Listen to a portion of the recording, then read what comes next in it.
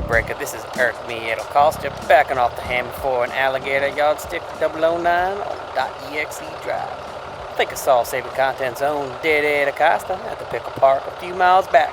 You got your ears on. What? Well, just so you know, there's a county mountie advertising for that alligator. Well, you best be careful with your skateboard you're towing there, because it's a quick slowdown. I'm heading over the dirty side, drop off a few, because I got me a 10-200 rolling up. What? That's some CB, baby. CB talk, huh? Yeah. In case you didn't know, this is dotEXE. This is episode 9. That was some CB talk on the line there, because later on the line, you'll see what we're catching up on, what we've been playing. Well, I've been playing a lot of. Oh, we're playing a little bit both. I mean, you a little more than I. Me, a significant more than you. Well, why don't you talk about it? All right, so I've been playing Snowrunner. It's if for those that don't know, I believe it is the sequel or the secondary or the second one of Mudrunner. Basically, you drive a bunch of big trucks in mud/snow, delivering packages and towing stuff out of ditches, and getting upset because you don't have all-wheel drive on every vehicle you have. Yes. There were plenty of times that me and you had been sitting in there and needing to make it somewhere, and come to find out, we're just going to sit there and hold the gas for the next 15-20 minutes to make it through this mud, because there was nowhere to winch or pull ourselves up or just continue to go. So Yeah. Okay, so I'm enjoying the game. It is a lot better when you actually have a vehicle that's got 4-wheel drive, all-wheel drive, got some mud tires or off-road tires on it, and you can actually traverse. yes. Constantly getting stuck or constantly having to use the winch to pull you out does get a little frustrating after a while. And it's fine, like, if I get stuck and then, like, you use the winch and then, like, a minute later, I'm out and free to go. But the times where we were, like, it was literally 10, 15 minutes of just pulling on the winch, pulling us through the mud, and then, okay, now I gotta find another point to pull myself through the mud. Now I gotta find another point. Yeah, that's where it gets a little boring and like, okay, this is a little too much. Yeah, once we got the one Chevy, the CK-1500, fitted with some off-road tires and lifted it up a little bit. It was a lot nicer to be able to maneuver around the map. Oh yeah. Well, and playing single player is fun. At least I think it's fun. But playing multiplayer, that's actually a lot more fun. Yeah, I'm enjoying being able to just knock out all the different tasks, taking it in like divide and conquer type of thing, or being able to just go and collect the different unlockables or the trucks or something, upgrades, whatever, and just having like, okay, you go get the one on the top, I'll go get the one on the bottom, and it unlocks for both of us. Yes, that was a cool, refreshing thing about the game, is that unlocks and things like that will be for both people. Now the progress in the map for the person that is hosting continues, but for the person joining, the map progress doesn't. But I'm okay with that, because that's helping your map or my map, and then I can do it on my own kind of thing. But I still get those upgrades. Or I think you still get the trucks too. Yeah, I remember unlocking a truck because you found it. Okay, yeah. So, and I like that. That's awesome. And then last night we were playing, and there's like, so for those who haven't played Snowrunner, you have kind of like a map, like there's the map of Michigan, right? And that's kind of where you start. You have quote a garage, unquote Michigan. Yeah, right. It's like a post-apocalyptic-esque, like, natural disaster Michigan. Everything is like post flooding, and like everything's all muddy, and the roads are a mess, and it's just not a great place. Yeah, it's bad. Um, but anyway, yeah. So there's there's a gas station or two in one of the maps or whatever, and you basically are just doing deliveries. It's honestly I liken it to Death Stranding, but in cars. Sure. Yeah, I can see that. It is, you are a porter in a diesel truck. Right. And what I really like about the game is that there is no NPCs to interrupt your delivery. It is literally all about making the path, finding a path on the map, and then Mhm. traversing it. And not just like I mean, you're not just driving on asphalt, right? There's plenty of mud pits, there's plenty of rocks, hill climbing that you have to do. Like there is there is skill in getting from point A to point B to point C because Yep. it's not just asphalt, it's not just road. But one of the bigger things that I think every online multiplayer game where it's open world needs to incorporate is if there are different maps, you need to be able to do what this game does and allow like me be on one map, you go to another map, and you can do your thing on that other map while I'm still on that first map. Sure. Yeah, That will, that's if it's, split up in that way rather than yeah, just one yeah, giant map. right. Yeah, I mean, if it's a giant map, then it's irrelevant. But or like like some of those have like dungeons or underground areas. So, like, a lot of times that'll happen is one person will go underground and either it'll just bring if the host goes there, it'll bring the other players to that map or that Mhm. area, or it'll ask or whatever like that. Um, I think I don't know how Snowrunner does it or what the limitations of the other games are that make them need to do it that way where they drag the whole team, but that needs to be implemented in every large open world game. Just the ability to go across the map wherever you want, and then if there's a secondary map or a underground or somewhere that would cause like a load, then it's only that person. It's not the whole group. That'd be nice. Make I'll it easy. say, the comparison to Death Stranding is, I, I think, pretty apt. Uh, the the worst part of Death Stranding was interacting with the BTs Yes. and just running into them. If that game got rid of the BTs and it was just delivery, I would be I would still probably playing that game. Yeah. Ditto. Like and then like if there was just ways to like pop in um like random deliveries of not just to like a specific place, like always go to Conan or always go to the you Yeah. know that kind of thing. Like there are other homes like that are just like randomly generated or whatever. um but I would probably still be playing it easily. I don't mind the mules. um Yeah, that's I don't not mind bad. you can avoid them or you can go and, attack them. And they're challenging enough. Yeah, yeah, they're definitely Whereas the BTs, they take up a lot of time. and that's the biggest thing. The BTs take up too much time. Like, I get it, it's supposed to be suspenseful, and it was initially at first for me, but then it's like I figured out how to go around them, but it became more of just a nuisance and just Mhm. like a time waster. It's like, okay, well, I'm now at BT, so do I just, take the 20 minutes that it's gonna take me to get by this and just go around? Or do I go straight through and then slog for 20 Yeah. minutes? Yeah. Yeah, That was and so that that's what Snowrunner does well, is because there is no uh there is no enemy to per se. You can just go and do your thing. The enemy is just the traversing and getting stuck and things like that. right, So and your own self. yeah. So it's actually nice and relaxing to the point where you can just go and do your thing. Oh, yeah, I'll put on music or a podcast and just go. The Um, one thing I do kind of wish that they would do is, so they give you missions in the game to complete, whether it's to go pick up this item or to go deliver these items to a certain business. it could even just be to go recover a rundown vehicle.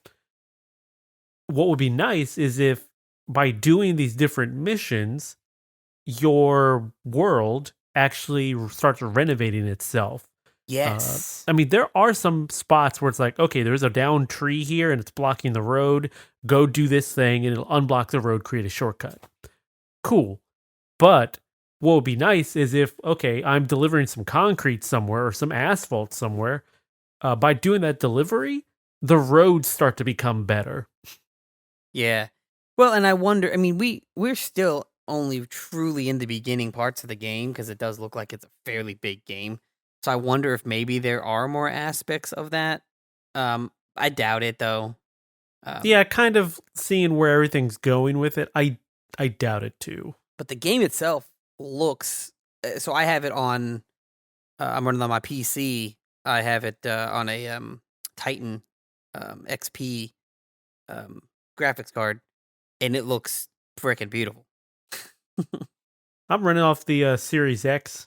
Runs nice and smooth. Looks Yeah, good. I have no I have, like, every once in a while when I'm, like, kinda, like you could tell it's a loading area, so, like, Mm-hmm. it's loading a section that has not yet loaded. It stutters, like, for maybe half a second, if that, but then after that, it's smooth. Uh, I'm getting solid 60 frames. Which, good. You Great. should. Well, and, yeah, I mean, that kinda harkens back to some of the other conversations we've had about, like, "Hey, let's just make it" if you can't make it 60 frames, lower the resolution. Like, let's be done with this 30 frame stuff, right? Mm-hmm. Make it perform well, and then the graphics are secondary. Agreed. But that's one of the games that we've been playing. Let's see. Do we want to Well, go? Where do you want to go on this? well, let's talk a little about I guess GTA. That just came out on Yes. the new consoles as like well, I don't think they call it the expanded and enhanced edition anymore. I think it's just like whatever PS5 version, Xbox Series X version. But I'm playing I'm playing in performance ray trace mode, and there's three modes you can choose from, which is a strictly high resolution mode. There's a version that is strictly just performance, and then there's one that is like a mix of the two. You still get the ray tracing, but the resolution kind of dips a little bit so that you can still get 60 frames a second. Right. And that seems to be the way to play because it's smooth and it still looks pretty darn good for Yeah. a 10-year-old game, just about. Well, yeah. I mean, that's a big thing about this is that I get, I get that it looks good and it plays okay, but it's still hard to really think. Some people are like, "Yeah, the game's not great." It's like, well, it's 10 years old. Realistically, this is built on a really old setup, Yeah, and how well that Rockstar and the developers have been able to bring this thing up to a point where it's like people are still buying it and playing it. right. So that does, no matter what you think about Rockstar, um, that shows some pretty good development. Yeah, because I mean they're pretty much duct tape and rusty nails keeping this thing together, Right. and it's working. Uh, so rather than bring over my old PlayStation 4 character, I just started a new one, and they've gone and made a whole new menu interface from the get go, and that's really nice to be able to just. It's kind of very similar to the old Windows Metro style, where it's a bunch of boxes, but it's just nice to be able to see. Well, here's your options. Go. Right. And when you get into the game, if you're starting a new character, you get to choose one of what, 5 paths, I think it's and 4. It is 5.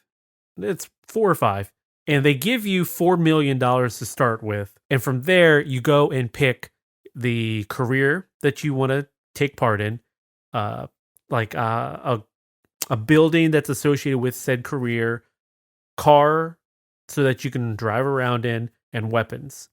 Right. And you're required to use at least 3 mil of that 4 million to buy all that stuff.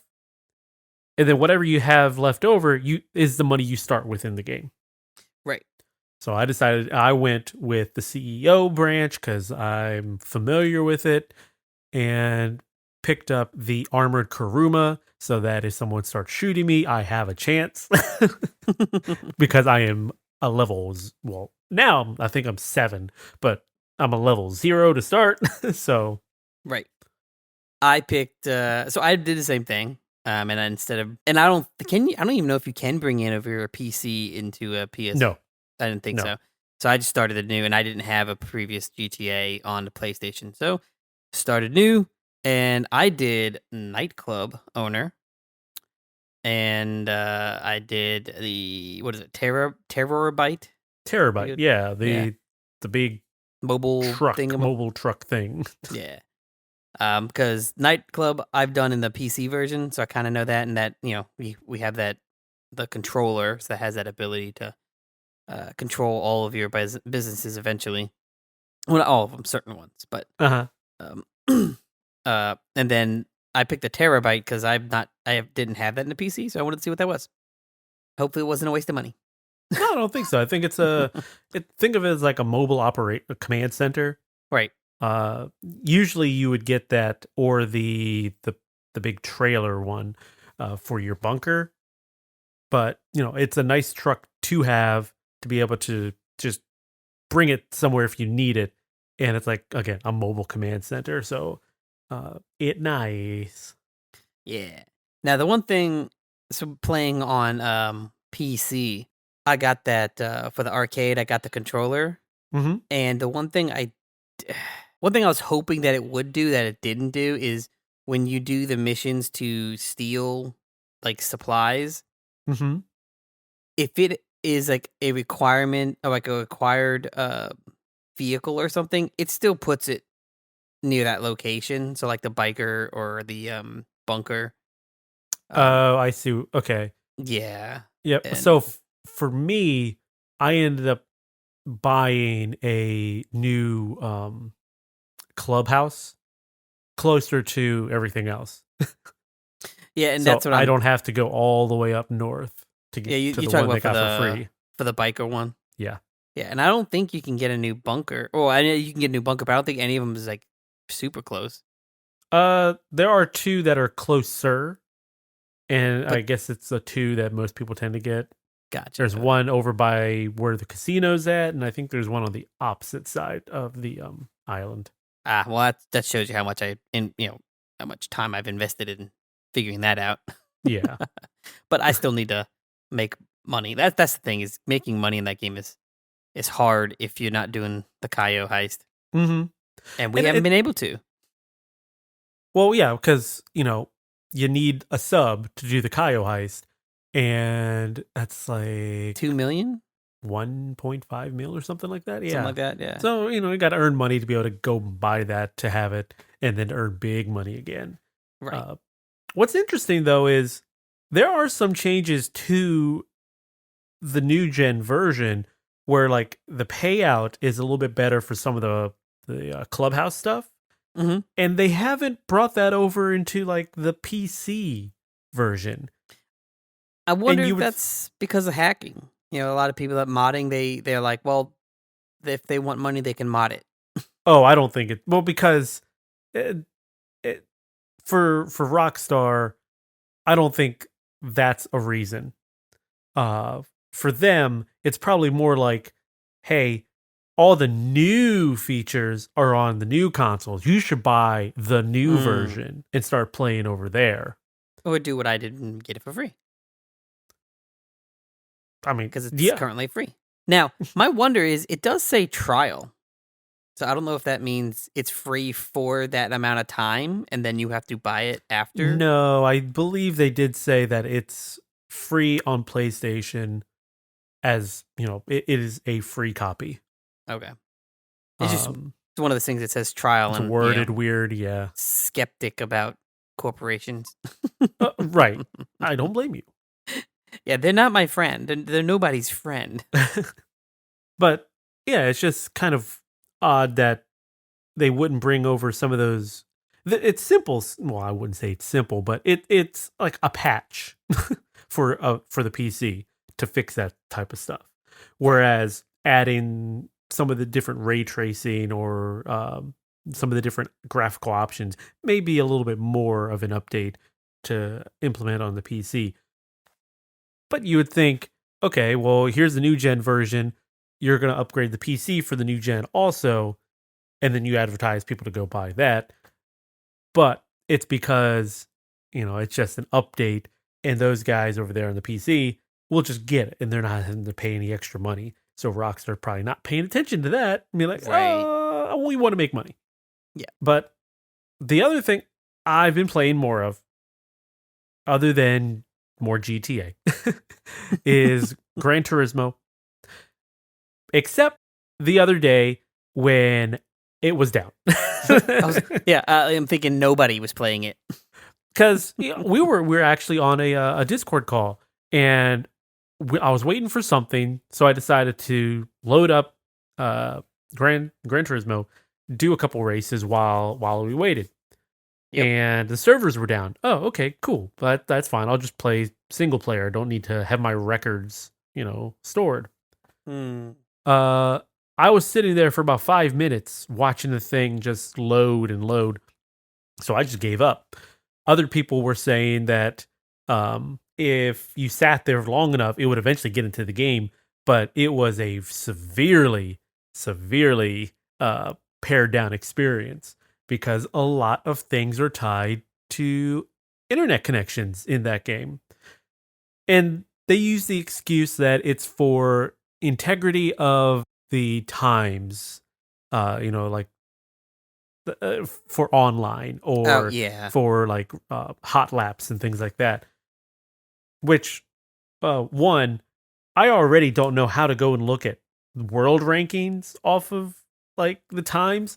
The closest I've been able to find is you go to the track or you go to like the license test and it shows you your friends.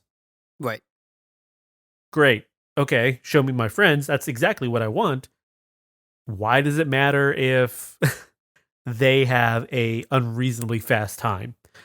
If they have an unreasonably fast time, I know they're cheating, and I don't care. Right, exactly. If it's like, okay, well, they beat me by like 30 seconds. Okay, that's probably legit. They beat me by 5 minutes. Yes, I think there's an issue there. Yeah. Or a minute and a half or something. But, at the same time, that's something that a little moderation on their part would be able to go and fix. Yeah. But no, they want to lock the game down so that you have to be online. So a lot of people have, jumped to the conclusion that it is a piracy measure to prevent people from pirating the game. I guess. Sure. But I think that might be a bigger leap than it is. It is detrimental to the people who actually pay to play your game. Yeah. Yeah.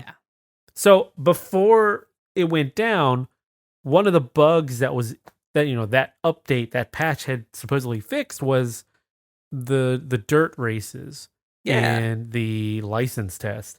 The dirt race cars were running around on street tires. Yeah. So you couldn't actually grip. Yeah, that was the last time I played it, just because, not because of like that being an issue, but just because I was getting into Astroneer. I mean, Snowrunner. So Right. like that GT7's kind of been put on the back burner a little bit. Well, I don't know how much more I'm gonna play GT7 if the recent update is kind of an indication of where they're going. So, have you heard about the race payout stuff that they've been doing? I've heard about it. I've heard rumblings. I haven't like gone into it, exactly what's going on, but I heard that they've reduced a lot of, a lot of the payouts. What they had done with that update is they also went and adjusted the economy within the game. So there were a few races that some people were kind of spamming so that they can actually earn money to be able to buy cars. And so what they went and did is they lowered the amount of payout those particular races were giving. And when I say they were trying to do it to earn more money, they were trying to do races that were efficient. So it was races that paid out the most and took the least amount of time to do. That's gaming. Why would you want to interrupt? But, whatever. So they go and do that. But also in the update, they adjusted the economy to reflect real world prices for vehicles. So a lot of the cars went up in price. Oh, I didn't know that. So you got cars that are more expensive. You got races that are not paying out as much anymore. So the grind is now even worse. Well, see, and the thing about that is, okay, you got cars that are more reflect better on what it costs to buy the vehicle. Okay, fine. Well, then make the races pay out more about what it would actually pay out when you're doing these races, because winning a GT championship, with race cars, legitimate race cars, isn't going to net you $50,000. In real life, it's going to net you a significant amount more. So if you go into GT and then there's a text update in there that says to the fans or to the players, whatever, and it's Kazunori Yamauchi's statement on the issue, and what he goes in there and says is that he wants the prices to reflect the real world market. He wants cars to feel valuable and, people to strive to be able to, achieve a goal, which is great. But two things. One, exactly what you said, is that they're upping these cars and getting them to real world prices, but not giving you real world payouts for races that you would do. Right. So, that's a bad look already. It's an artificial difficulty. Yeah. Oh yeah, definitely. The other thing is that the car market right now is kind of broken. Oh yeah. Because everything's almost inflated. Dealers are marking up cars because, supply and demand. And a lot of just greed on people's parts. Yeah. So dealers' parts. Yeah. So if you're reflecting the real world market, you're also getting these inflated prices for vehicles that were never really that expensive to begin with. A lot of people are online complaining about some of these used car prices for vehicles that, would normally be, if you were to do real world price, like USD or something, $10, $20, $30,000 vehicles, but they're being sold in game for closer to like $100,000.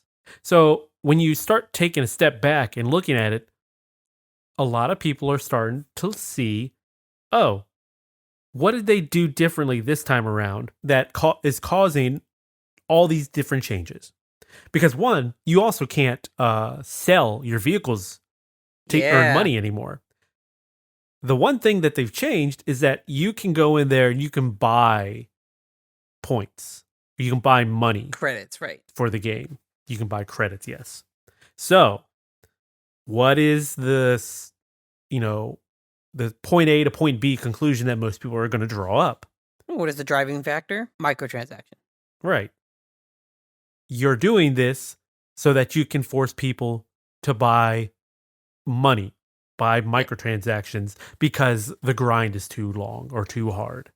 Right. So the big thing going right now is that the game is getting review bombed on Metacritic because of that. I mean, I've never been a fan of microtransactions, just for the sheer fact of like you're paying for very, very minor digital things, assets. So it's like that are already programmed there. It can be done right, but a lot of developers and publishers don't do it. They overuse it, or not correctly, but they don't do it. What would be seen as correct? Right. Well, they abuse it in the fact that like they try to make a pigeonhole. I don't say pigeonhole. They try to make a path where it's like, hey, you can earn this money Um, but it's gonna just take you a little long to do it, Yeah. and they try to not take that path, that Y path towards the microtransaction to make it just a little bit easier and more enticing, and it plays into the FOMO and um the gambling aspect of a lot of people's mentality. The Here's this thing that's on sale for a certain amount of time. You can't get it. You might not. They didn't even say can't. Most of them just say you might. It's limited time. You may not get it next time, or it may not come back. So there's the FOMO, and then it's the, oh, by the way, you need to use silver, Or aka yeah, Destiny, some sort of or some sort of currency. real money currency, right, to get it. And then you've got it's just gonna take a long time to make the in-game currency because they've broken it down that way so that it just doesn't pay out enough. It's the mobile game aspect, Hmm. and I've never liked that, and it's one of those things where it's like I've told you know the whole time that this has been happening when it started, it's like all this is going to do is hurt people because it's just going to play into people's need to have everything, and they'll end up paying money for use of stuff because at Oh the end of yeah, the day, it's you know it's also it's very predatory. yeah, well, yeah. I mean, I like GT7. I think it's fun, but I can tell you right now, one, I'm not paying $70 for it. That ain't happening. Um, Well, especially now. Especially now, right? But on top of that, I'm not paying for microtransactions because I could very well stop playing it a year from now, 6 months from now, and then you start paying money into it. You feel obligated. So now that's the only game. A lot of people do this with Destiny or whatever. They've put in, oh, I put $200 into it on top of the game itself, so I've got to keep playing it Hmm. because you have to justify your purchase, Right. or just not your purchase, justify why you put money into it. I'm like, yeah, see, that's why I don't do microtransactions, and that was the big killer that I saw when it first started happening. Yeah. If it wasn't for the game being down and showing that, oh yeah, it needs the internet for just about everything, and this push for them to get people to either grind way too much or spend money, I probably would have spent something on like DLC, additional cars or Yeah, a pack of whatever if they decided to sell it. Now, I mean, once I've done the license tests and maybe done a few missions, or once I'm done with it, I'm not coming back. yeah, I don't unless they come in, overhaul it so that it is actually benefiting the players and not the publisher. I'm not coming back. right. And the sad part, I don't say sad, but the bad part about it is that microtransactions, in my opinion, would never have made it if people did not accept it. If the gaming community and people did not accept it, you show these companies by putting money into it that, this is okay, they're going to continue to do it because it's going to make money. The bottom line is the the developers aren't going to do something if it doesn't make money. Well, yeah. So if you show them by quote unquote supporting them with these microtransactions, because for a long time a lot of gamers and people were thinking, oh, if I buy these microtransactions, I'm showing my support for the developers. Well, you're really not. What you're showing your support for is uh the publisher, the big dog that is making the majority of that money, because the developer really isn't getting a whole lot of that in most of the contracts. Yeah, it all depends on, yeah. Yeah. And I can't say that for, definitively for every contract, but for a fact, especially the ones that are heavily pushing microtransactions, that's not most likely not the developer. That is the big overarching company, the publisher, or the person that's pulling the strings, um, that wants you to buy it. So you really more often than not, you're not helping the developer with those microtransactions. It's not so by people thinking that they're supporting the developer by buying these microtransactions, you've shown that you've shown the corporations that, yeah, this is good. We like this. This is what we want. So bring me more of this. So they're just going to continue pushing it to the limit until people stop, and then they're going to step back a bit and keep it there. That's exactly how it goes. They will ask and take until there's pushback, and then they'll roll it back a little bit, and they'll wait and try something else. Anything to try to pull more money out of your wallet. Right. And that's the key is, the consumer needs to be smart in their purchases and understand that complaining is not what's going to get the change. Show them with the purse strings. Don't buy into things because you have this belief that it's going to the person who made the game or whatnot. Maybe do research to see if it is, but most likely it's not. But if they're bringing something in you don't like, don't invest in it. Well, yeah, money is what talks. The people who say, "Oh, I don't like this game this way, I'm not buying it," are usually the ones who are going to be there day one and have it in, a copy of it ready to go. Yeah. So if they were really that mad about it, they wouldn't buy it. They wouldn't get it. And that's how I've always been. If I don't agree with it, like the $70 game thing, I don't agree with it. So therefore, I'm not going to buy a new game at $70. It's not happening. Yeah, it is pricey. Yeah, I will wait. I have no qualms waiting 2, 4, 12 a year and a half to buy a game. I will wait because I don't need to have the newest thing. I don't need to go I don't go out to, even before COVID, I didn't go out to a movie theater and watch movies day one. I'd wait. It has no problem with that. Yeah. I've got patience. Yeah, I mean, we just saw Spider-Man. Mm-hmm. So good, by the way. Very good movie. Anything else you wanted to talk about before we get into our weekly topic? A daily topic? We have plenty of daily topics, just not in this podcast. Plenty of daily topics. Yeah, I mean, just real quick, I've been also playing Powerwash Simulator a little more, and that's very much like Snowrunner. It's just a chill game.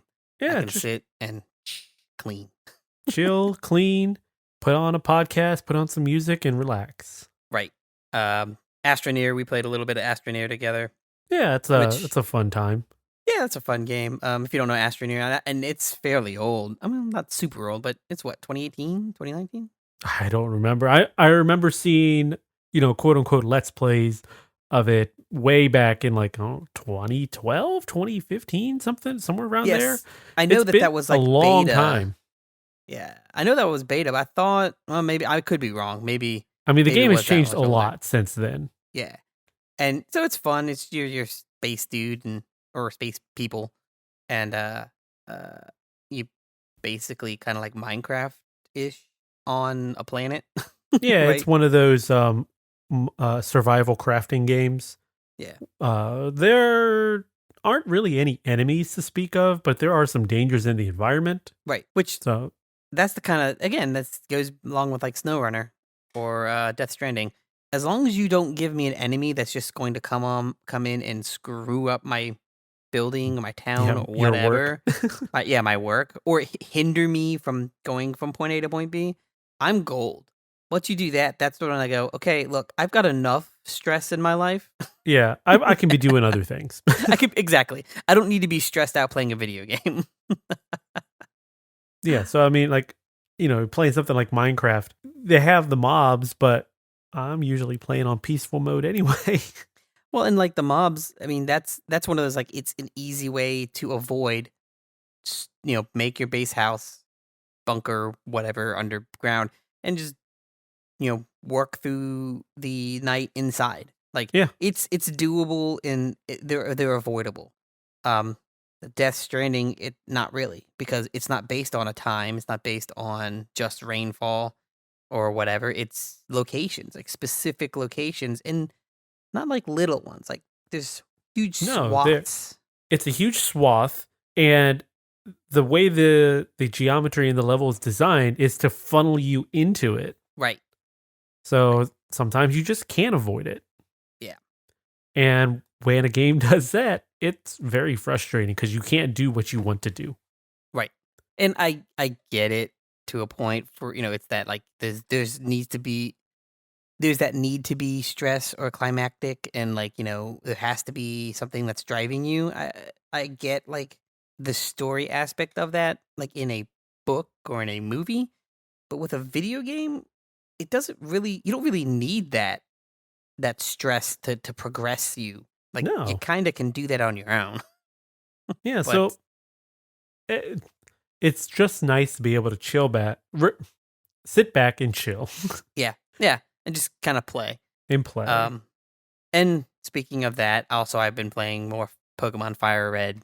Um, this Metapod is Okay. it's so annoying. Like I forgot. I think Metapod is one of those that is a slow XP earner. So like it does have like a reduced XP gain, but Okay. it's so I've already 100%ed two other Pokemon at that started roughly about the same levels with the experience share before this Metapod is still not at 100 yet. It's at like 78, I think, or 79. And I've had two other ones that have already gone from like, 10 to 100 on XP share. And I'm doing swapping out with this Metapod. So like it is super slow. I don't want to alarm you, but my nose is on fire right now. I have a little scratch on my nose, and I was cutting up the jalapenos for my dinner. I totally forgot to go and wash my hands. So I went to scratch my nose a little bit, and it right over that little cut, and it feels good. Well, there's a warning to all listening. Wash your hands after cutting hot peppers. Yes. I will live. But Yes. it's this nice tingling sensation on the tip of my nose.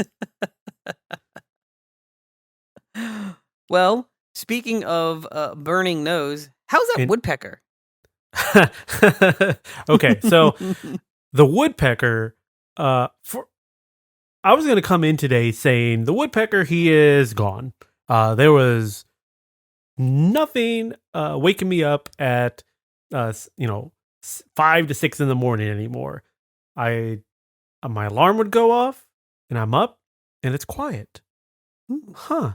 It was like that for the rest of the week, and then this morning, I just happened to roll over, check my alarm. Oh, it's about to go off. Okay, I'm about to hit the alarm thingy on the phone, and bap.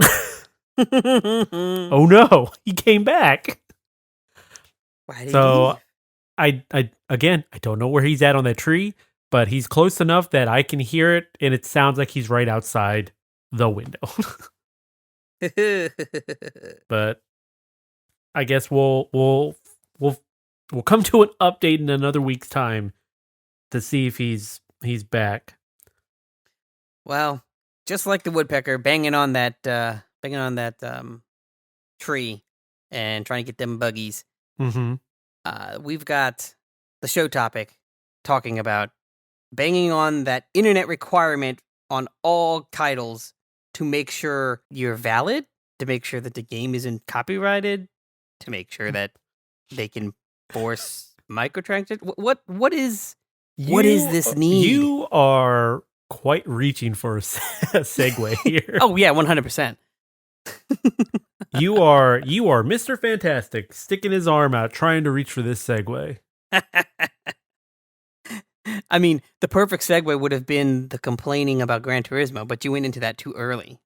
I want to talk about it.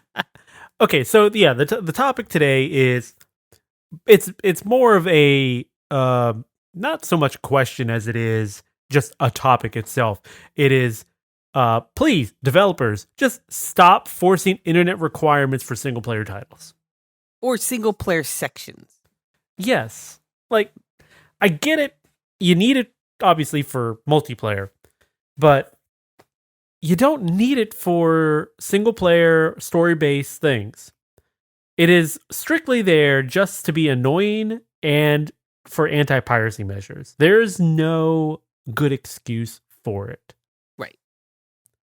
Well, and the worst part about it is it's not just okay, you have internet connection for single player.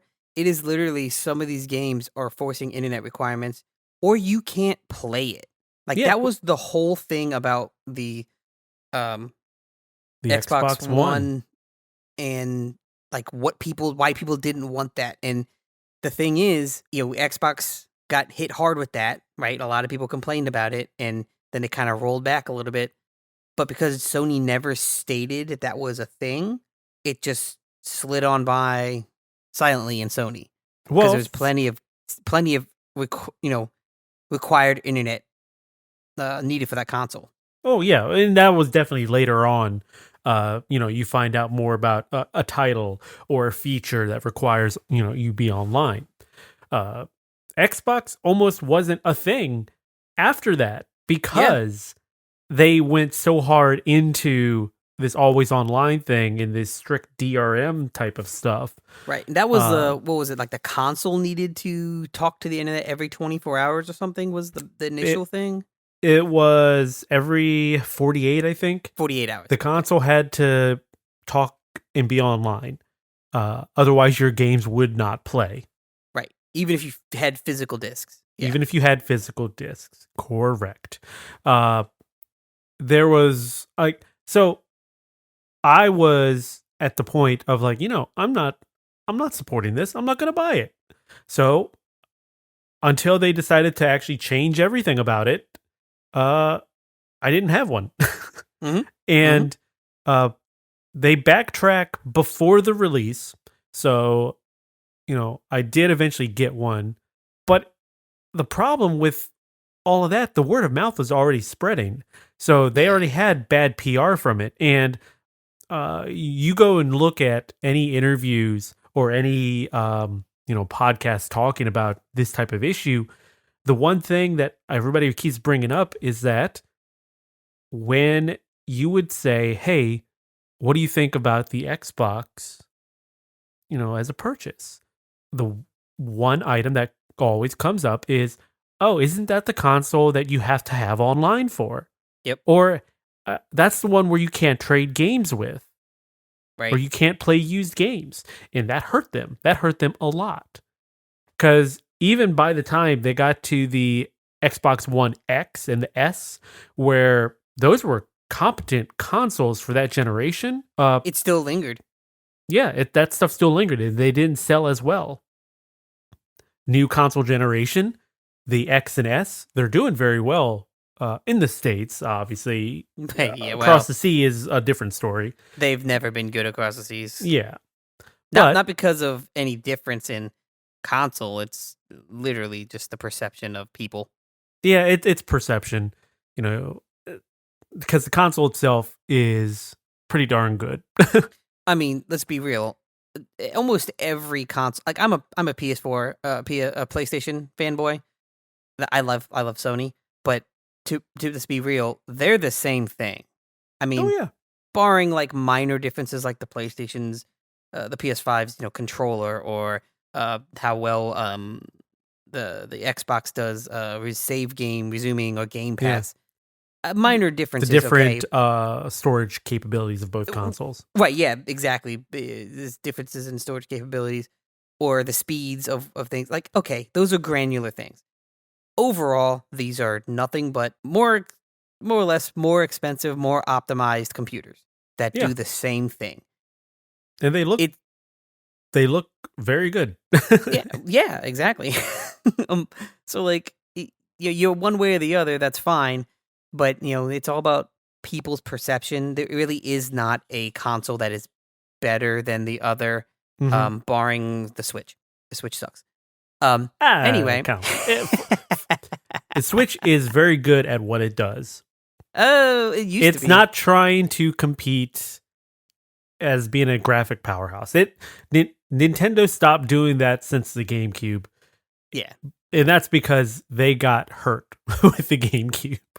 Right. It just didn't Uh, sell as well as they would hope. So yeah. from there, it's like, okay, well, we're not going to even bother. We're just gonna do what we know works. Yeah, we're gonna shoot for fun first, and hopefully everybody comes along for the ride.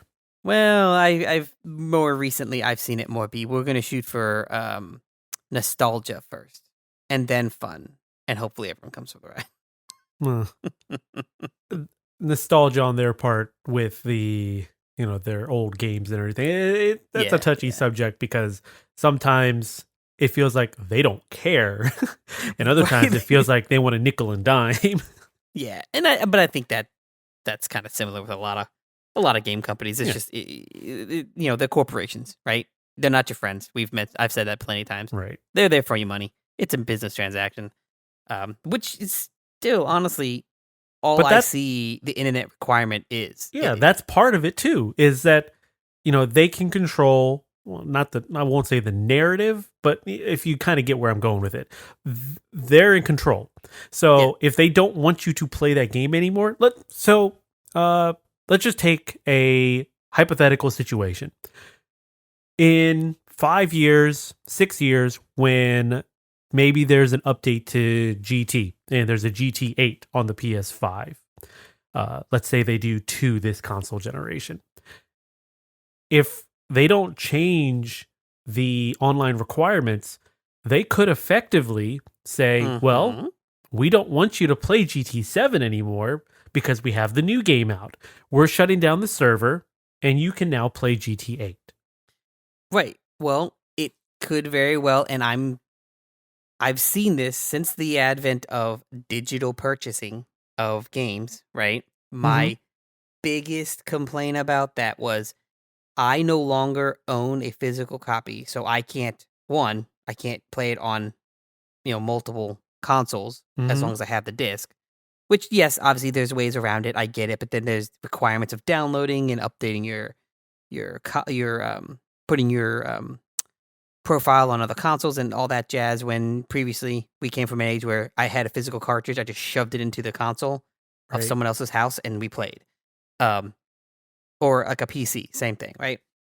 But it started, one big issue there was digital content you couldn't do that with. And the fact that they own and control all of it. They literally control all of that digital content. And these terms of services and these agreements that everyone that we have to sign, we have to agree to. We spent $60 on this game, and if you say no, that just means you can't play it. Yeah. Before this contract wasn't given to you before you bought it, right? So to play it, you have to agree to it. These terms of services didn't happen until digital was starting to get into the market. That is actually not true. Really? So you have never owned your games. Oh, no. Ever since, early days, in the backs of instruction manuals, there's a EULA. Yeah. Basically, your acceptance is you opening that product.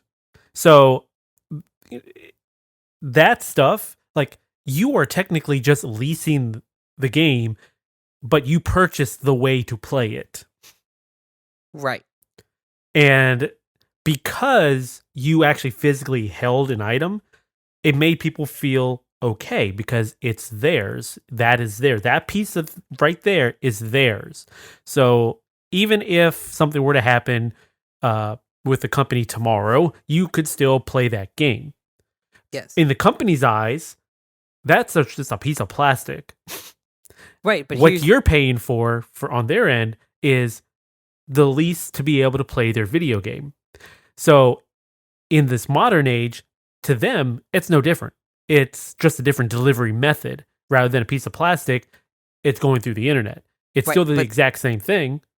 The difference is the fact that the old disc, once you bought the disc, you had the game. Yes, it is you bought the license to play it. But there was no way for them to remove that license. They could not tell you can't play it. That's exactly what I'm saying. Digital allowed for that. Right. Yeah, that's exactly what I'm saying. It's like, for them, it's no different. It's just the delivery method is now in their favor. Right. So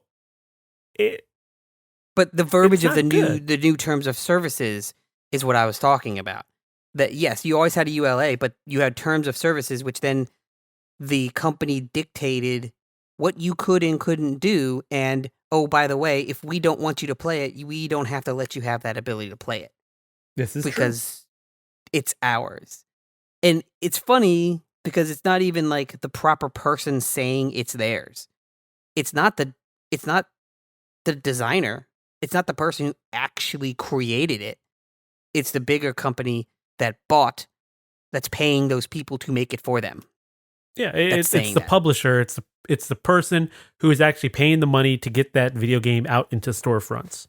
Right. They're saying, "Oh, well, that's our property." It's really not your property. It's just you bought that property. Mm-hmm. But that's the thing that kills me is that, digital kind of opened the way. Yes, it made it convenient for people. Great. But what's happening right now is what have been, me complaining about for years is we're giving companies and developers and more the publishers, we're giving them too much power to tell us what we can and can't do and what we can and can't, how we can and can't play.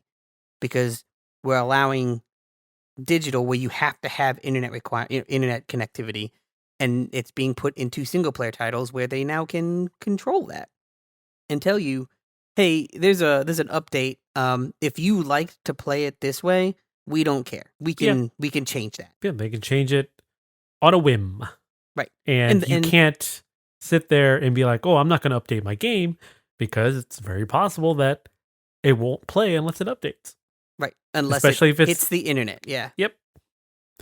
And, what was it? The Ubisoft just put out some sort of press release about some computing thing. You were reading something on this, right? Yeah, is now I can't remember what it's called now. Ubisoft's now I can't remember the name of it. But it basically it allows for like bigger worlds. Right. It allows for bigger worlds in a general sense. So it allows for the tech to be, instead of like the single device like the PlayStation doing all of the rendering and all of the thinking, for lack of a better term, it puts that burden on the cloud. Yeah, it's kind of basically what Microsoft has been doing with some of their games. Yes, like Crackdown was Crackdown 3 was a test bed for some of that stuff, and then they kind of walk that back a little bit to where it's pretty much just the multiplayer that's utilizing that. And yeah, so like with the Ubisoft thing, it's to make these Ubisoft worlds just, I guess more expansive and bigger, which on paper sounds great, except you have to have the internet. Right. And it's called Scalar or Scalar, Scalar. I assume it's probably supposed to be Scalar because of the scale. Sure. But, but the issue that you get there on, like you said, is the internet. You have to have the internet.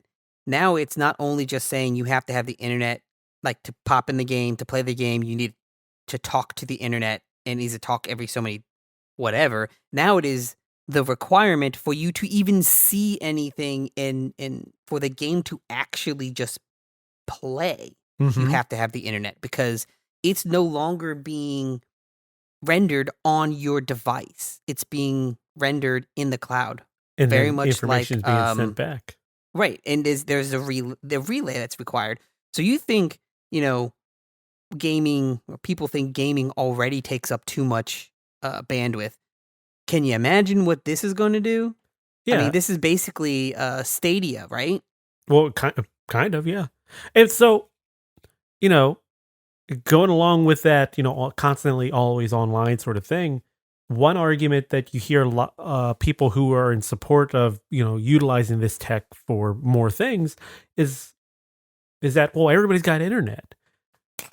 The thing they always seem to forget is that once you get outside the major cities, internet quality and internet services, it's like this big old drop in a line graph. Mm-hmm.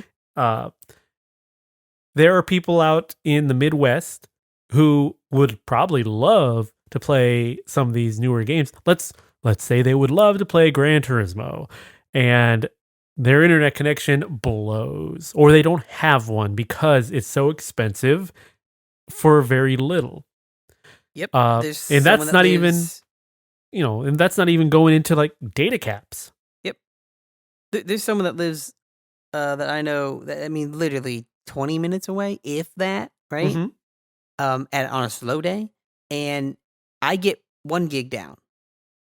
They get 10 meg, and that's Yeah. the fastest they can get. And I'm sure they pay out the butt for it too. They pay more than I do, or I think they pay about the same that I do for my 1 gig. That's insane, and there's no need for that company to provide anything better because no one else will go out there. Like, very literally, they have contacted every company in the area and outside, and that company is the only one that will reach them. Well, when you start getting into that, that's because of a whole slew of Handshaking. different,